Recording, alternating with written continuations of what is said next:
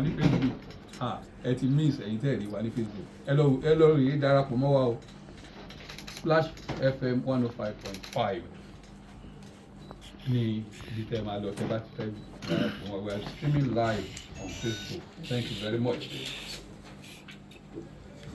Bàbá wa nínú Olúwa ẹ káàbọ̀ sórí ètò. Ẹ jẹ́ kí a gbàdúrà. Agbára ti dé. Olọ́sọmọdé gbàgbọ́n lọ́wọ́ ọmọ òjò ìwọ ni alágbára. Kábíyèsí. Mo rí ogun méjì kan kí n tó wọlé. Báwo ni lóògùn níbi 15th anniversary là ń ṣe o ní Splash 105. Kí làwọn ọ̀gbẹ́ wá ń ṣe nínú géètì yìí? Ẹ lé wọn jìnnà. Àwọn èèyàn wa náà àwọn ọ̀rẹ́ wa ọ̀rẹ́ yín àwọn bẹ́ẹ̀ wọ́n ti ń lóde yìí ṣé ẹ ti gbà kò sí owó àdúrà lẹ́fi bless wọn. Nígbà tí mo wọnú compound kankan mo rí ọ̀pọ̀lọpọ̀ ògo mo gbọ́ 15 years. Kí ló ṣẹlẹ̀ ní 15 years yẹn? Ìgbà tá a bẹ̀rẹ̀ Splash 105.5 nìyẹn the first radio station in this part of. Ṣé ẹ sọ fún mi?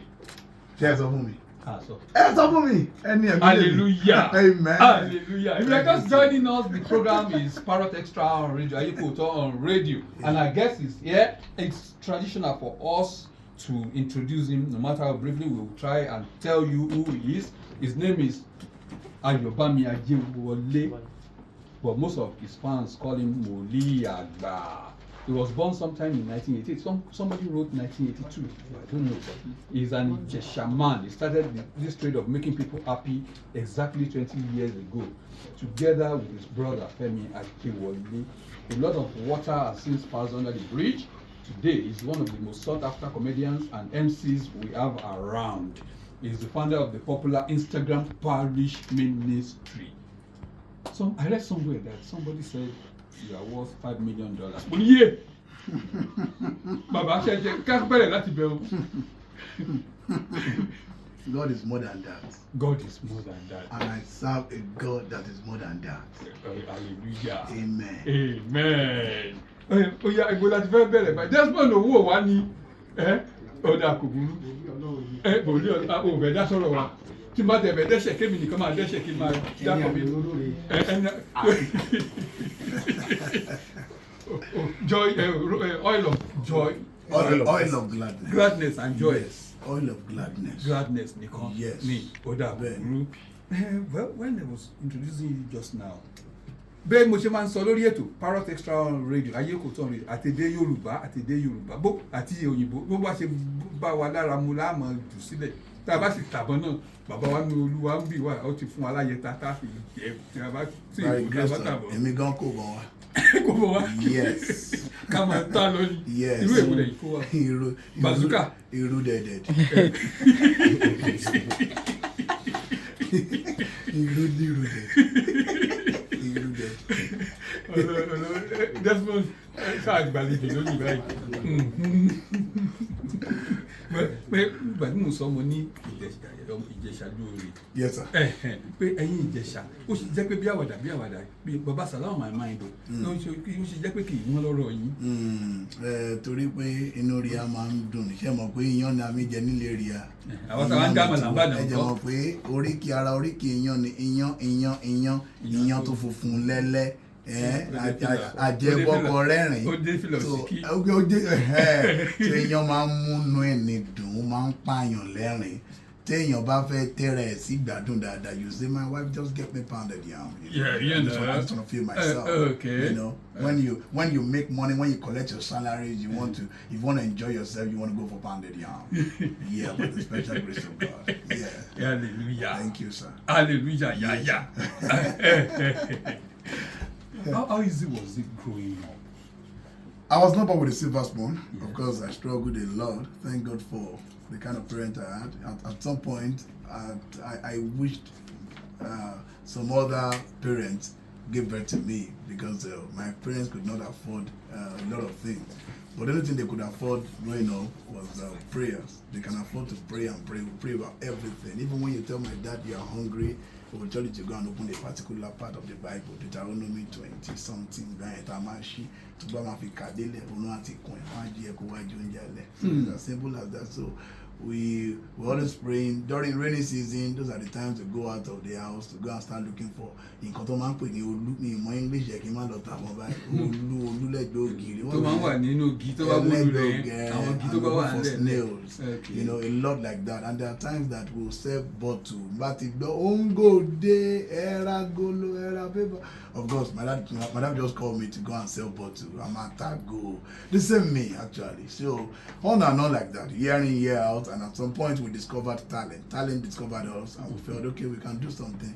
I was going into football before talent caught me, by the way. And I thought, okay, let's get into this with my brother Woli Agba. We started together in 2002. January 18 was the very first stage performance. On and on. The very first character I did on stage was the devil. Mummy Shusheta.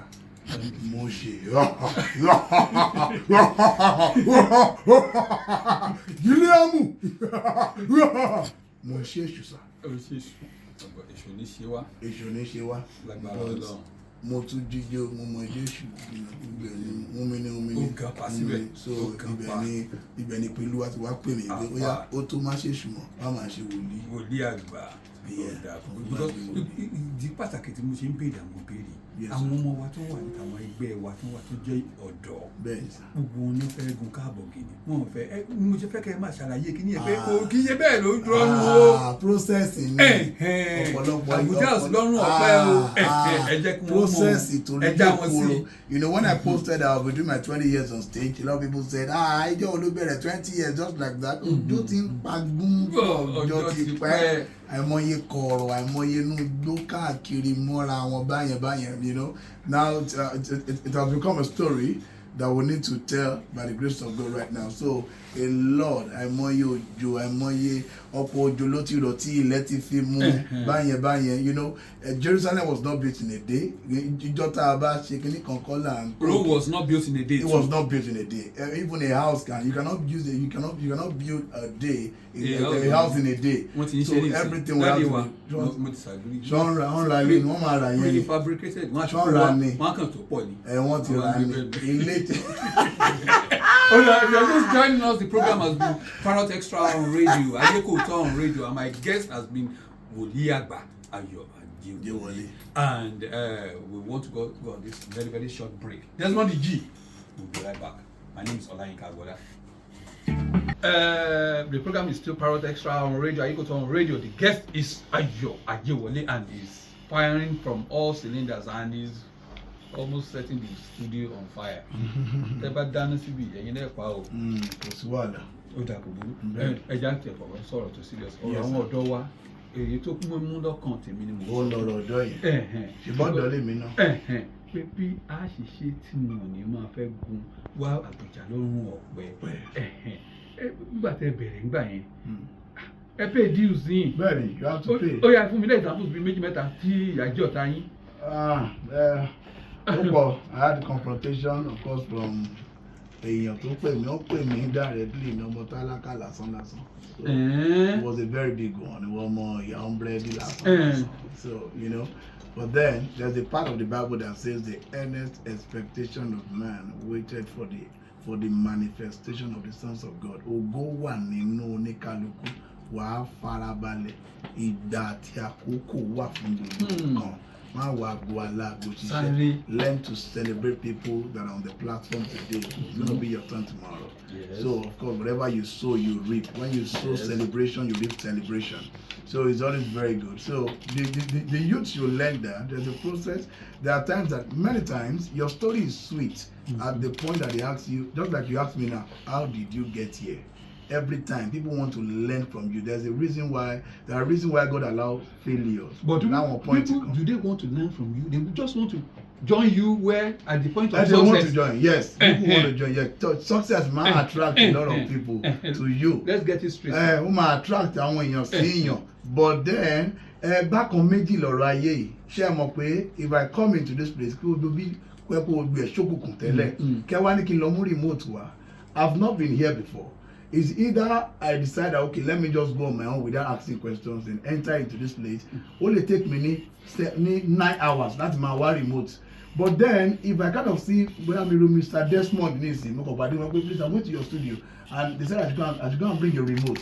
He will lead me through. When you enter, you turn on me, you shake any con. So most times, ẹni tó bá join success gan should be ready to submit to instructions at that point. Why submit? Most of them are not even ready to submit. They will feel too loud to me. They just want to make money. Irú wọn ló máa ń padà di ọ̀tẹ̀. Wọ́n di ọlọ́tẹ̀ sí ẹni tó ti wà successful. And ilẹ̀ gbígbẹ ni ọlọ́tẹ̀ máa ń gbé.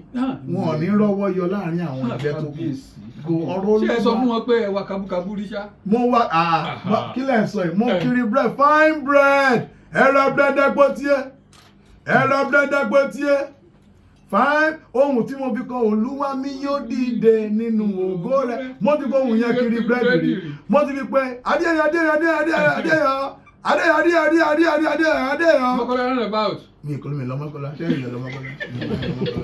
Mi ìgbéjà Adéyọ mi ìgbé Mọ́kànlá, mi ò gbé Mọ́kànlá, Adéyọ nìkan mo gbé Adéyọ. Challenge nǹkan. So I feel then at some point, at some point we started the drama, people already got to know us somehow.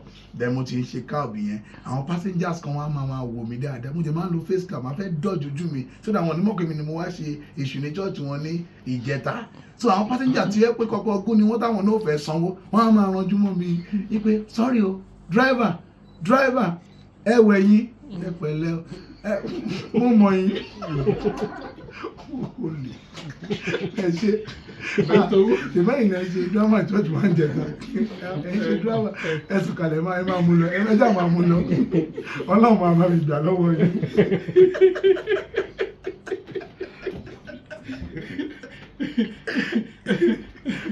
It's really emotional. That's a funky cover. God bless you. Mo ti rí nǹkan tí mo fẹ́ rí. Ìgbà tí ẹ bẹ̀rẹ̀ yẹn, ìgbà wo ni ẹ máa sọ pé àlùyọ wá dé? Tọ́lọ́run dé. Ṣé mọ̀ pé when we started, fame was not in the mind, money was not in the mind. Ẹ̀tútù yẹn sọ. Fame was not a goal. It was not in the mind. Money was not in the mind. I just love what I was doing. God bless what I am you. doing. The love for the work is the major.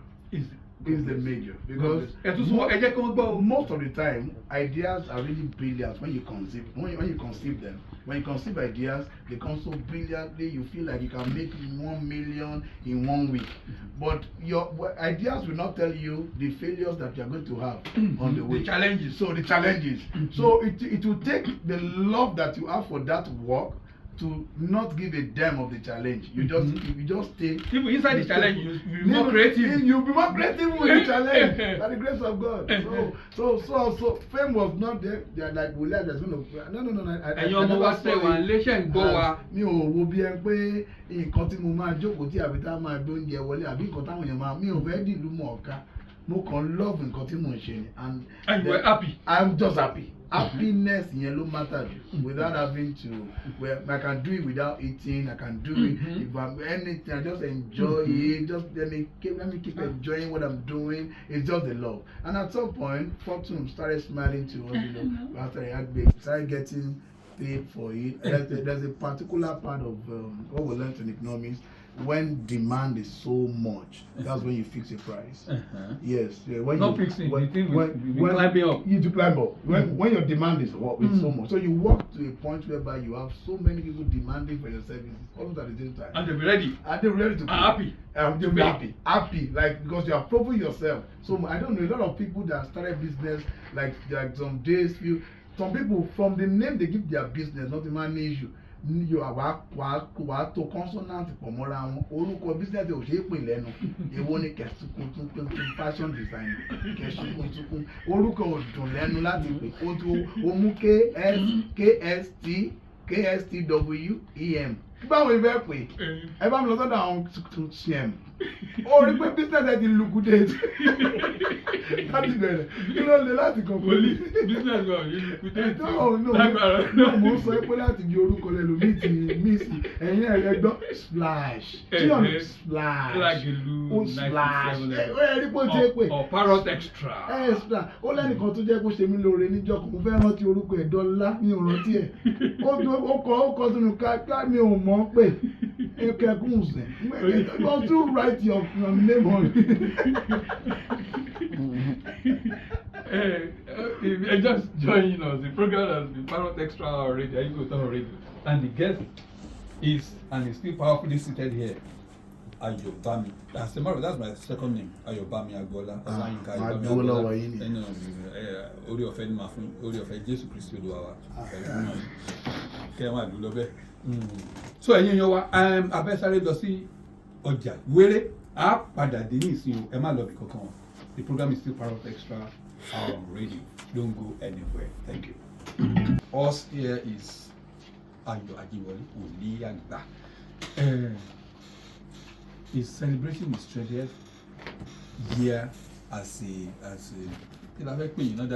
prophet with the oil of gladness. Original prophet yes, with the oil of gladness. Prophet as in prophet. Yes. Kí ni mo jẹ láàárọ̀ ìsà? Called gladness, man.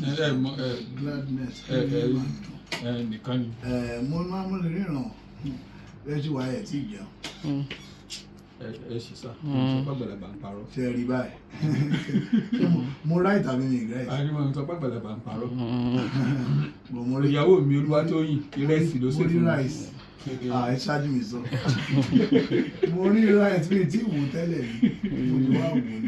Oh, that 20th anniversary, will you use this opportunity to just highlight some of the things you plan to do? Well, even at 20, a lot of people saw the theme of my program and they were like, they saw me. I wrote, I am nothing. I'm not. I said, even at 20, I'm nothing.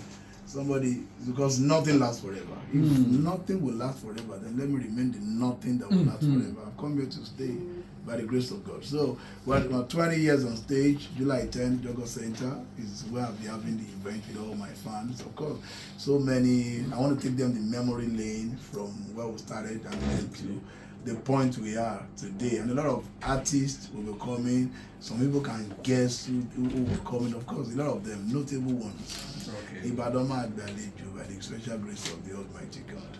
Because they are coming to celebrate their prophet with the oil of gladness. With the oil of gladness. Yes, sir. Ọ̀gá wa ti dé o. Ọ̀gá wa doctor ni doctor tí wọ́n yàtọ̀ Dr. Kola Aladoke làwọn. Yes, PhD gidi ni òkè original kì í ṣe irú doctor tí yín o. Wọ́n ṣe irú tèmi. Dájú àgbọ̀dọ̀ sọ bẹ́ẹ̀. Ẹnu mi ò ká àgbóyẹ ẹnu mi. Ó ní báwa doctor ṣe máa ń kiri àwọn. Ó dà ìkìlà yìí ẹ jẹ́ ìwé kẹ́kẹ́ fi ìlú yọra yín. Wọ́n ti kiri. Wọ́n ti kiri. Ó dà kò burú. Yes, sir. And your wife is a lawyer. By the grace of God. That means you must not, because with fame comes women. Let me go to Tasha Agere. Oh, I don't push leg Agere. I don't push leg Agere. I don't push leg Agere. Tasha Agere. Ẹ bá Tasha Agere nìyẹn. Bó lè ṣe wá máa dọ̀jà àwọn arábìnrin tán bá ti yọjú sí yín tán bá ti sọ pé olè wa afẹ́kẹ́ gbàdúrà fún wa àdúrà tó gbóná gidi tó sì ń fàyè láṣọ.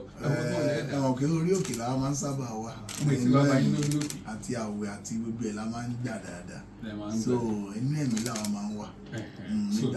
Mo kàn ẹ má bínú pé mo tún ṣe àpẹẹrẹ ìyàwó yín tó jẹ́ amòfin kọ́mọ̀ ṣe pé bẹ́ẹ̀ ni ejò ìsì sẹ́wọ̀n.